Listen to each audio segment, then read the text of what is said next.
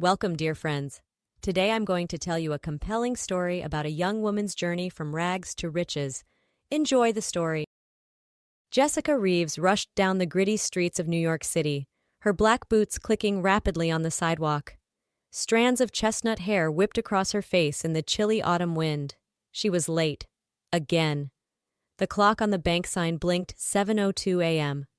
Her shift cleaning the Megacorp office started at 7 o'clock sharp. Her boss, Michael, detested when the conference rooms weren't spotless before the corporate bigwigs arrived.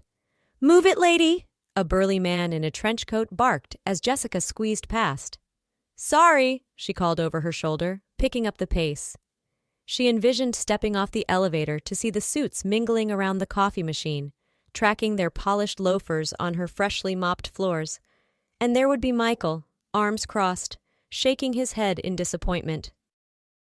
"Miss Reeves, a word, please," Professor Danielson called as Jessica tried to slip out of Evening Econ 101.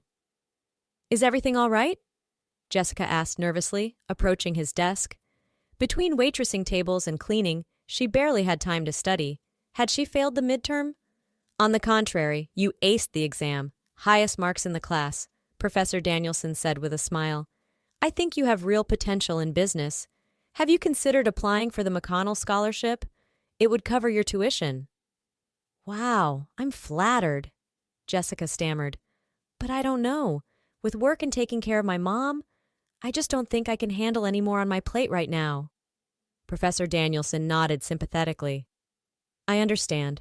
But don't sell yourself short, Jessica. Think about it. The deadline is next month." "Thanks, Professor. I will," Jessica said, knowing full well she couldn't afford to cut back her hours. Not with her mom's treatments. 20 years ago. "Donna, get back to work, you lazy girl!"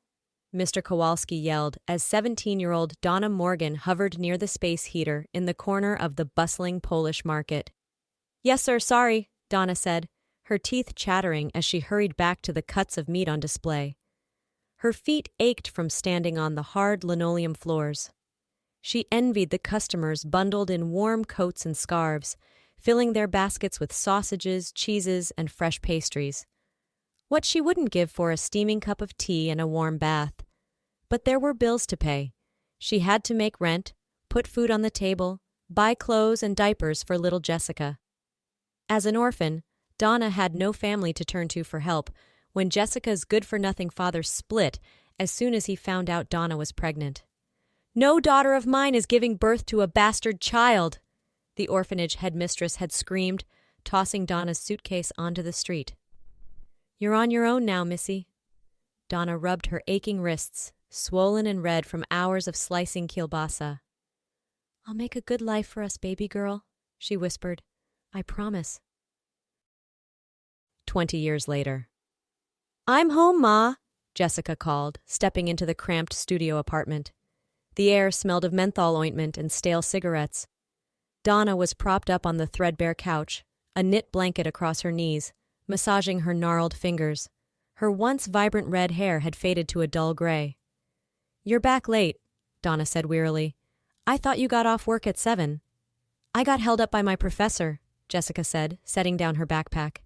"He thinks I should apply for a scholarship." Donna raised an eyebrow. "I hope you told him you need to focus on working. I don't know what I'd do without you bringing in money for my arthritis meds." "I know, Ma. I'm not going anywhere," Jessica assured her, though sometimes in the dark of night she dared to dream of a different life, one not shackled by the weight of responsibility. A life of opportunity, success, fulfillment. But those were only dreams. Her reality was mopping floors and scraping by. This was her lot. She had made peace with it long ago. "Jessica, in my office now," Robert, the weaselly, brown-nosing assistant manager of Megacorp, barked. Jessica's stomach turned as she followed him in, pulling the door shut behind her. She had a bad feeling about this.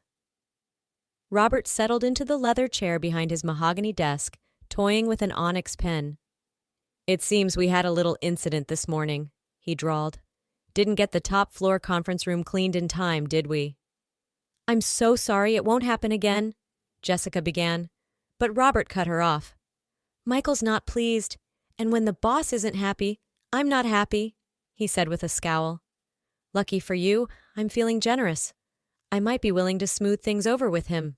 For a price. Jessica's brow furrowed. What kind of price? A sly grin spread across Robert's pouched face. You have access to Michael's office in the evenings, when you clean it, he said. I need you to bring me the files in his private cabinet, locked bottom drawer. What? No, Jessica sputtered. I can't do that. It's wrong. Is it? More wrong than a single mother losing the job that keeps a roof over her sickly mom's head? Robert said silkily. Jessica paled. How did he know about her mother? Had he been snooping in her employee records?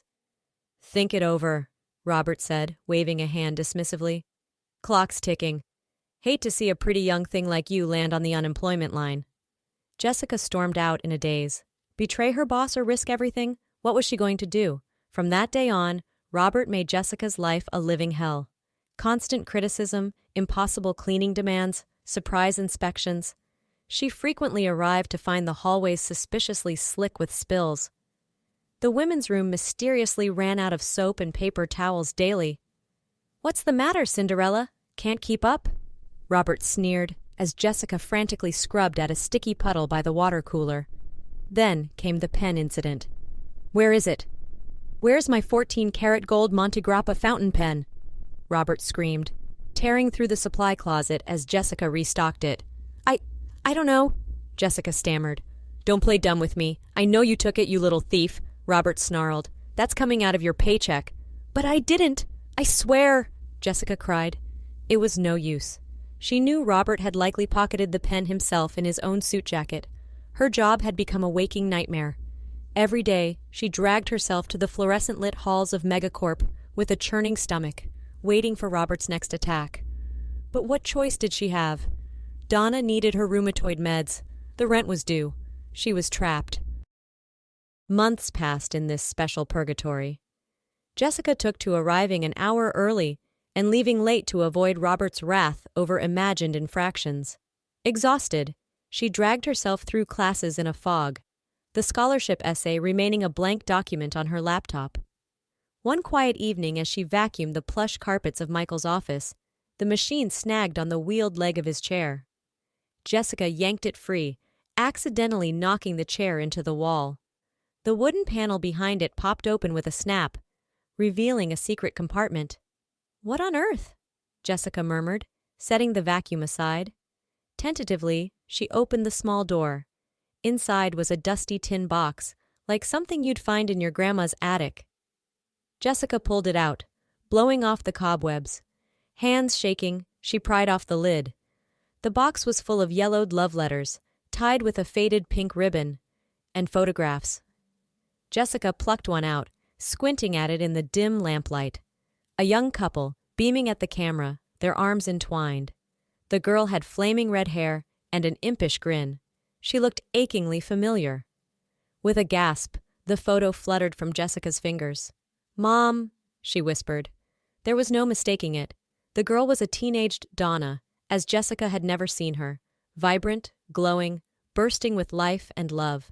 And the clean-cut young man beside her, gazing adoringly at her. No, it couldn't be. Michael, her boss, Michael Davenport, in the throes of a secret, passionate romance with her mother. Jessica's head spun. What did this mean? When was this? Why had neither of them ever mentioned it? Shell-shocked, Jessica carefully returned the box to its hiding place, her mind reeling.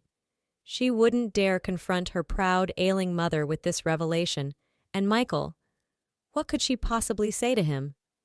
"Hey, boss, I was snooping through your stuff and discovered you used to date my mom?" No, this secret would stay buried, like the letters in the wall. Jessica would carry it alone, an invisible weight on her soul. But Robert, ever lurking, sensed her distress like a shark scenting blood in the water. His persecution intensified to a fever pitch, until the terrible day Jessica had been dreading finally arrived. She was scrubbing scuff marks off the baseboards when a bellow rang out. "Jessica!" Robert roared from the copy room.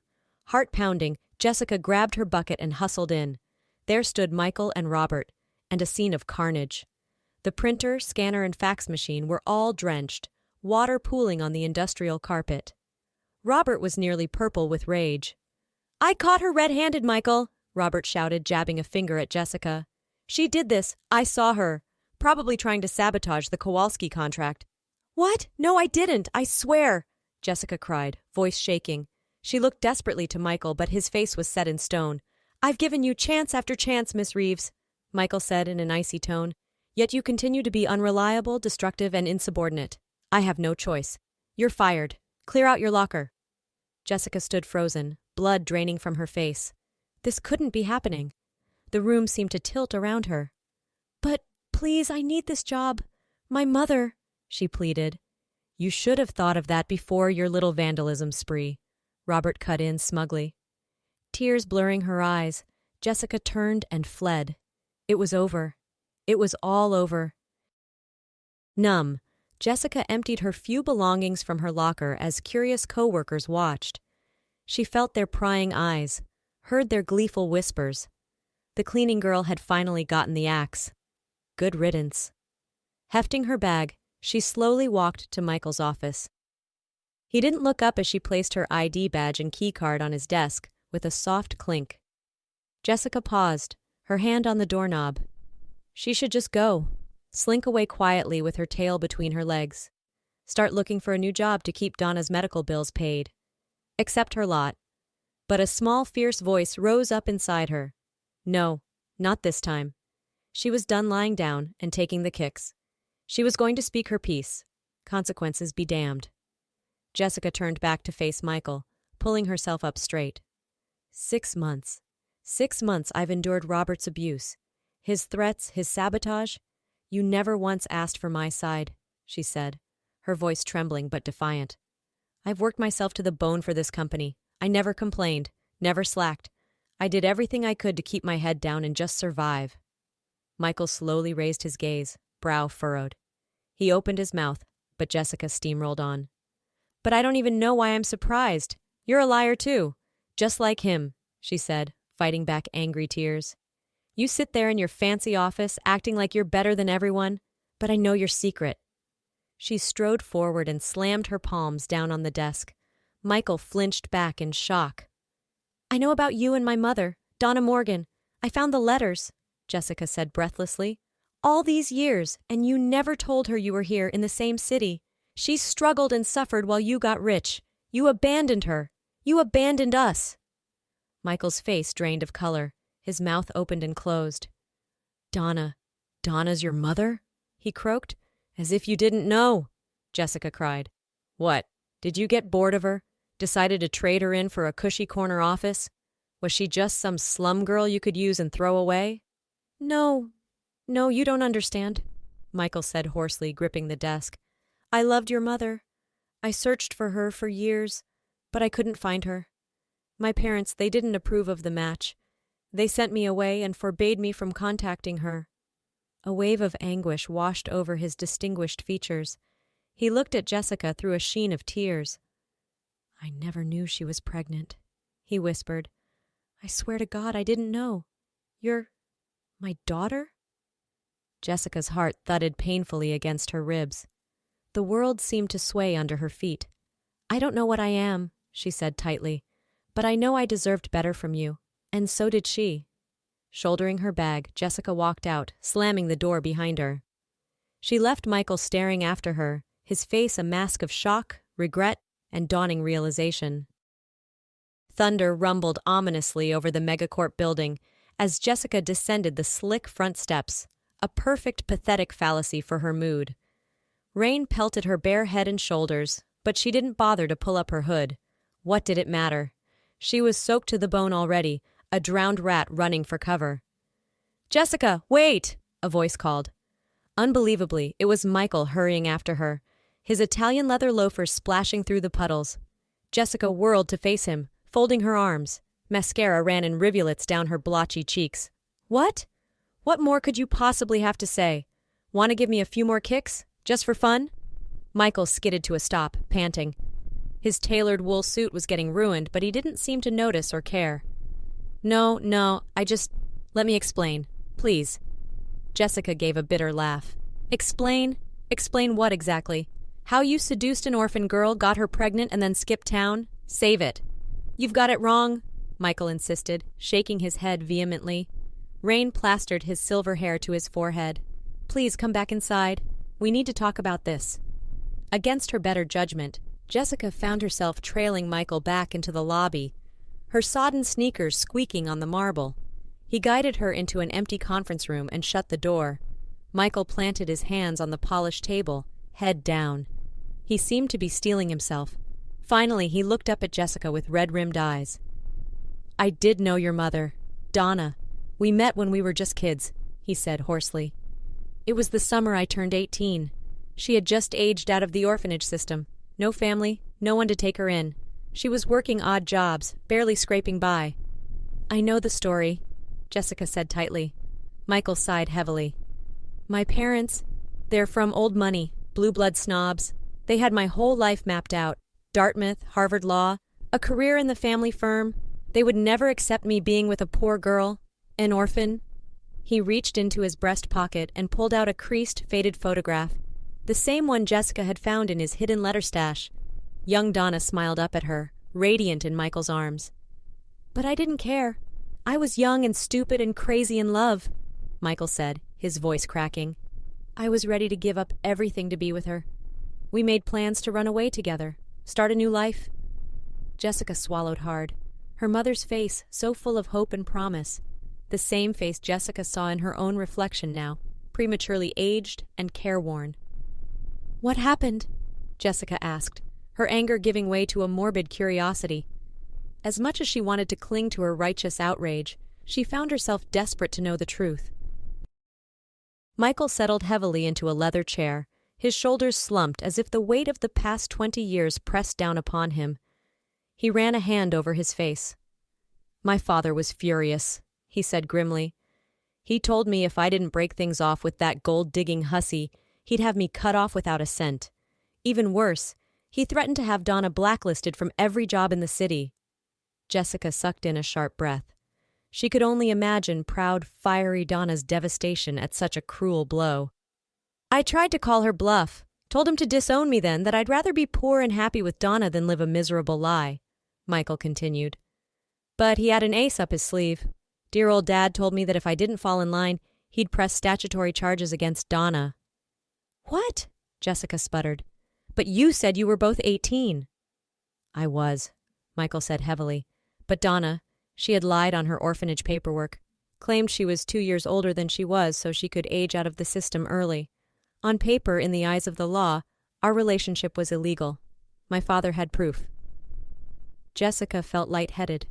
Her mother threatened with prison, with complete ruin, all for the crime of falling in love, of daring to dream of a better life. It was unconscionable. So I did it, Michael whispered, his voice cracking. I broke Donna's heart to save her. I told her I was leaving town for college and I couldn't be tied down, that she was just a bit of rough trade, a summer fling. I have never hated myself more than I did in that moment. Tears slipped down his weathered cheeks. Jessica looked away, feeling like an intruder on his grief. I went off to Dartmouth, like the dutiful son I was, traded my soul for a trust fund and a corner office, Michael said bitterly. But not a day has gone by that I haven't thought of your mother, wondered what happened to her, hated myself for being a coward. He met Jessica's gaze, his blue eyes swimming with anguish and tentative hope. I swear to you, I never knew about you. If I had, he swallowed thickly, it would have changed everything. Jessica's mind reeled. Could it be true? Had her mother been lying to her all these years, hiding Michael's existence? Or had she actually believed his cruel parting words, not realizing it had all been a ploy to protect her? Only one way to find out. She needed to confront Donna, demand the truth, once and for all. I have to go, Jessica muttered, stumbling to her feet. The walls seemed to close in around her, Michael's stricken face wavering in her vision. Jessica, wait, he called, reaching for her. She wrenched away. I can't do this right now, she choked out. I need to talk to my mother. I have to go. She fled the conference room, her heart galloping in her chest. Michael's strained voice echoed after her. I'm so sorry, Jessica. Please let me make this right. Donna was waiting anxiously by the window when Jessica burst into the apartment, soaked and wild-eyed. She lurched to her feet, hissing in pain as her swollen joints protested. "Jessie, where have you been? You're drenched," she cried. "I expected you home from work hours ago." "Why didn't you tell me?" Jessica demanded, throwing her bag down. Donna blinked at her, perplexed. "Tell you what? What's going on?" she asked. "About Michael Davenport," Jessica practically shouted. "All these years you've hidden the truth, that he's my father." The color drained from Donna's lined face. She sank back onto the couch, clutching at her chest. How did you?" she whispered. "I found the letters, the photos, at his office," Jessica said tersely. She advanced on Donna, looming over her. "He's my boss, Ma. Did you know that? Did you know he was right here all this time?" "No," Donna said faintly, her hands trembling. "I swear I had no idea. I thought he was long gone." She looked up at Jessica, her eyes glassy with tears. "Oh, Jessie, my sweet girl, I'm so sorry." And it all came pouring out. The whirlwind teenage romance, the promises of forever, the shattering betrayal. By the time Donna finished, both women were openly weeping. "I truly thought he had abandoned us," Donna said brokenly.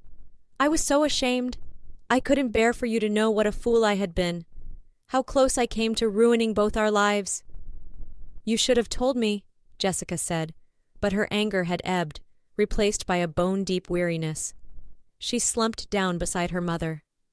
"He wants to see you," she said quietly. "He wants to make things right with both of us." Donna pressed a hand to her mouth, a strangled sound escaping her. I don't know if I can," she said. "It's been so long, so much pain." Jessica reached out and gripped Donna's spotted, knobby fingers. "We've been alone long enough," she said softly. "Maybe it's time to stop running from the past. Maybe we deserve a second chance." The sprawling Davenport family estate loomed like a fortress of brick and ivy. Jessica felt a pang, imagining Donna, a scrappy girl of 16, standing nervously before its gates, waiting to meet Michael's parents. No wonder they had shunned her on sight. She probably still had the grime of the orphanage under her nails. Now, Jessica and Donna huddled together on the marble stoop, Jessica supporting her mother's frail weight. Donna clutched Jessica's hand in a death grip as she reached out with a trembling finger to ring the bell. The maid who answered took one look at their shabby, hopeful faces and said, "Wait here, please," before disappearing inside. Jessica's stomach churned with nerves. This was a mistake. They didn't belong here, in this world of polished silver and starched white gloves. But then, there he was. Michael stood in the foyer, not the refined executive who had fired Jessica, but a broken man seeking redemption. His eyes flicked from Jessica to Donna, and he let out a choked sob. "Donna," he said brokenly. "My God, Donna, I'm so sorry, my love, so sorry." Donna squeezed her eyes shut, tears leaking from beneath papery lids. "Michael?" she whispered, swaying on her feet. He caught her as her knees gave out, sweeping her into his arms like she weighed nothing at all. Jessica stood back, feeling like a voyeur as the long-lost lovers clung to each other, murmuring teary endearments. "I never stopped loving you," Michael vowed. "Every day, every hour, you were always in my heart." Donna pressed her face into his shoulder. "I wish I had known," she said tremulously. "All those years I was so angry, so bitter. If I had only known the truth." He stroked her hair, kissing her temple. "We'll make up for lost time," he promised. "All of us. Together." Michael turned to Jessica, his eyes shining. He reached out and clasped her hands, pulling her into their embrace. "My daughter," he said wondrously. "My beautiful, strong, incredible daughter. I am so proud of the woman you've become." Jessica choked back a sob, burying her face in his chest. For the first time in her life, enfolded in the arms of both her parents, she felt truly safe, truly home. The next morning, Jessica strode into Megacorp, head held high. The receptionist, Sasha, did a double-take as she walked by. "Jess, I heard you got canned," she sputtered. "What are you doing here?" Jessica just smirked mysteriously. "Oh, just a little restructuring in the ranks," she said. "You'll see." She rode the elevator up to the executive floor, strutting past the rows of cubicles. Her old co-workers gaped as she sailed by in the smart blazer and pencil skirt Michael had provided. No more shabby work poncho and rubber gloves. Jessica Reeves was management now. She breezed into the main conference room, where Michael and the other executives were clustered around the mahogany table. At the head of the table, Robert slouched in Michael's old seat, looking smug. But not for long. "What's she doing here?" Robert blustered as Jessica coolly claimed the chair to Michael's right. "I thought I made myself clear when I terminated her employment." "Actually, Robert, you're the one who's terminated," Michael cut in crisply. "I reviewed the security cam footage. Seems you've made quite the hobby of sabotaging and harassing my daughter, framing her for your own misconduct. Consider this your exit interview." Robert sputtered and fumed, his mottled face darkening to an ugly shade of puce. "Your daughter? What the hell are you talking about?" Michael stood and buttoned his suit jacket with deliberate slowness. He turned to address the stunned faces around the table. "I'd like you all to meet Jessica Reeves, Davenport, my child," he said clearly, "freshly promoted to junior executive and my second in command. As of today, she speaks with my full authority." Ignoring the explosion of gasps and whispers, he stepped over to a shell-shocked Robert and plucked the 14-karat gold pen from his breast pocket. "I'll take that," Michael said mildly. "I don't believe thieves get severance packages." As Robert was forcibly escorted out by security, his briefcase and framed degree dumped unceremoniously in a cardboard box, Jessica allowed herself a small, satisfied smile. She was under no illusions that her new position would be easy. Many would resent her, whisper that she hadn't earned it, that it was pure nepotism. But she would prove them wrong. She would pour all her focus, all her relentless drive into learning the business, growing the company. She knew the view from the bottom. Now, she would conquer the top, and every night she would come home to the family she had always longed for. Donna, resplendent and glowing under the care of the finest doctors Michael's money could buy. No more orphan rags for her. She would be draped in cashmere and silk. Michael, the father Jessica had dreamed of, determined to make up for 2 decades of absence with overflowing love and wisdom. Together, Jessica knew, they could weather any storm. The hard times were over now. The future stretched before them, gleaming with promise. A true riches to rags tale come full circle at last.